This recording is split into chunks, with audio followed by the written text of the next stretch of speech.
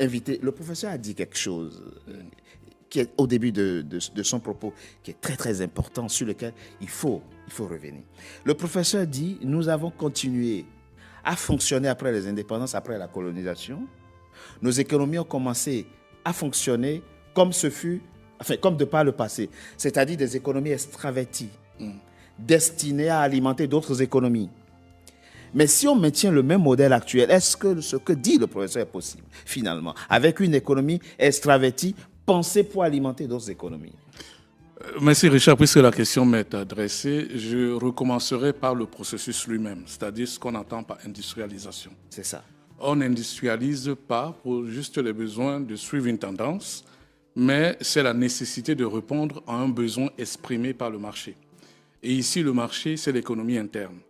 Pour cela, il faut qu'il y ait une vision et qu'il y ait une étude assez explicite qui montre que le pays lambda, en Afrique centrale, a besoin de quelques produits manufacturés. Donc, ça veut dire que si on a besoin de produits manufacturés, la priorité, ça sera justement de créer des chaînes de manufacture qui répondent à ce besoin nettement exprimé. On n'industrialise pas pour suivre un mimétisme, mais on industrialise pour répondre à une demande exprimée par le marché des consommateurs.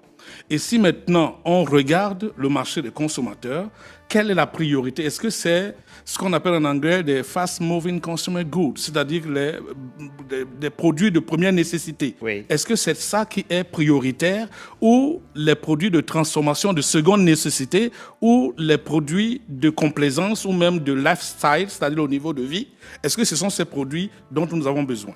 Il faut faire une cartographie des besoins pour savoir exactement quels sont les besoins prioritaires auxquels la politique d'industrialisation doit répondre et catégoriser cela en termes d'autonomie ou alors nécessité ou alors priorité. Une fois qu'on l'a fait, on va donc repartir chercher les possibilités qu'offre la connaissance locale pour créer des industries. Une précision, monsieur Thierry Moelle, quand vous parlez, dans le contexte actuel, quand vous parlez de cartographie du marché, vous parlez du marché intérieur africain. Ou mondial? Non, africain. Non, africain, puisque nous sommes dans le processus de réfléchir comment est-ce que nous allons industrialiser. C'est ça. Donc, quels sont les besoins?